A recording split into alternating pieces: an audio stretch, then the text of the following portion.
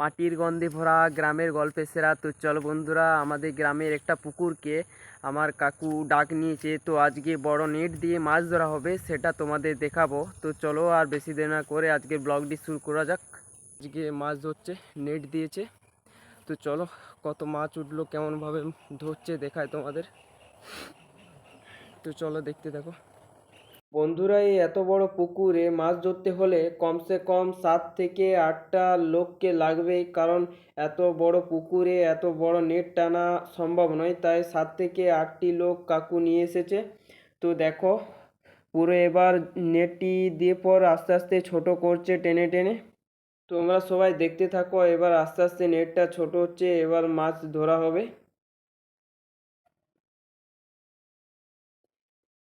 তো সবাই হই হুল্লা করে বেশ জোর কদমে মাছ ধরছে। বন্ধুরা, এবার নেটটা ছোট করা হয়ে গেছে, মাছগুলো প্রচুর ঝাঁপ পাচ্ছে, দেখতে পাচ্ছ সবাই। নেট দিয়ে ঢেকে রেখেছে, তাও জোর করে ঝাঁপ পাচ্ছে মাছগুলি।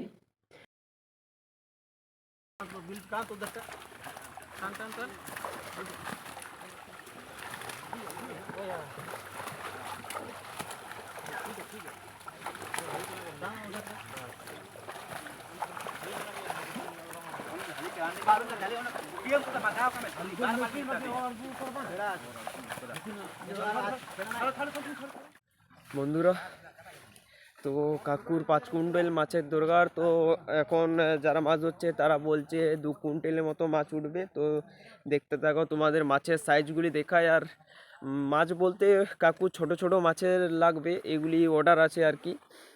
কোনো মাছ চাষি আবার কাকুর ক্যান থেকে মাছ ছোটো মাছ নিচ্ছে, তারা আবার মাছ চাষ করবে, তো গাড়ি করে কাকু নিয়ে যাবে, সেটার জন্য মাছগুলি তুলবে, তখন তোমাদের দেখাবো। তো দেখতে থাকো।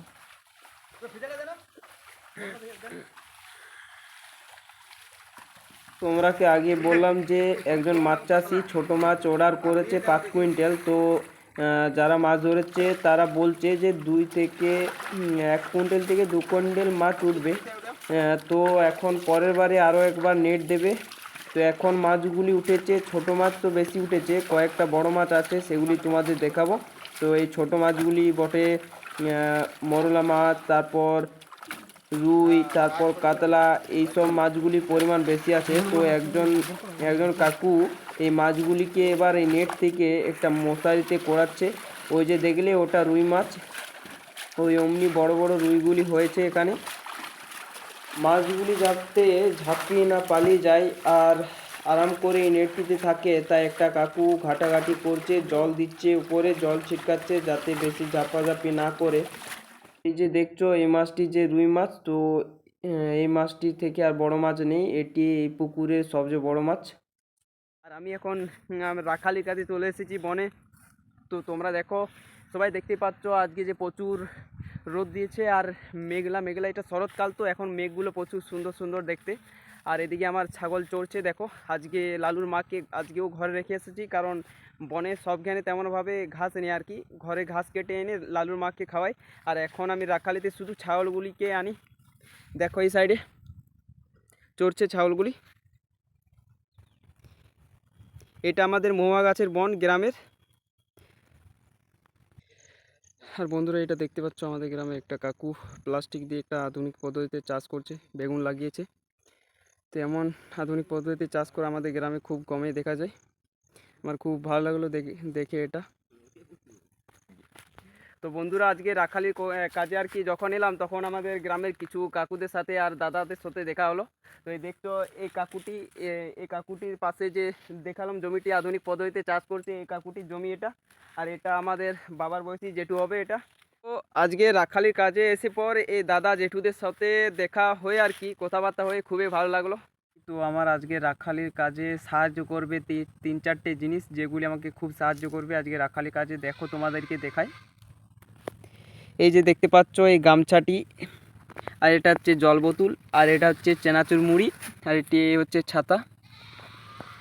এগুলো নিয়ে আসার কারণ হচ্ছে এগুলি খেয়ে পর থাকলে আমি আর কি ভালোভাবে থাকতে পারবো রাখালির কাজে, যতই রোদ্দুর জল হোক আর যতই খিদে পাক না কেন, 2-3টে পর্যন্ত আরামসে থাকতে পারবো।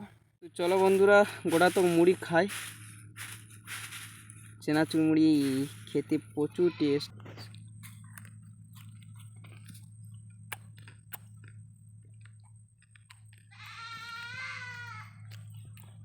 অসাধারণ।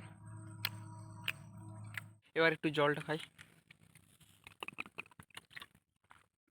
আমাদের এই শরৎকালের মেঘের একটু সৌন্দর্যময় ঝলকটা দেখায় একবার।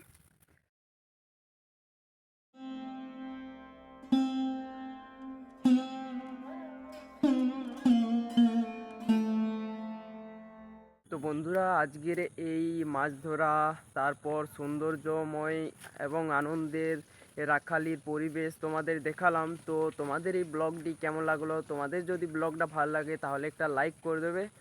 আর তোমরা প্রতিনিয়ত আমার ভিডিও দেখতে চাইলে তোমরা বেল আইকনটি প্রেস করে দেবে। আর চ্যানেলটা যারা সাবস্ক্রাইব করনি তারা প্রথমে চ্যানেলটাকে সাবস্ক্রাইব করে দেবে। তো আজকের মতো বিদায়। তো টাটা।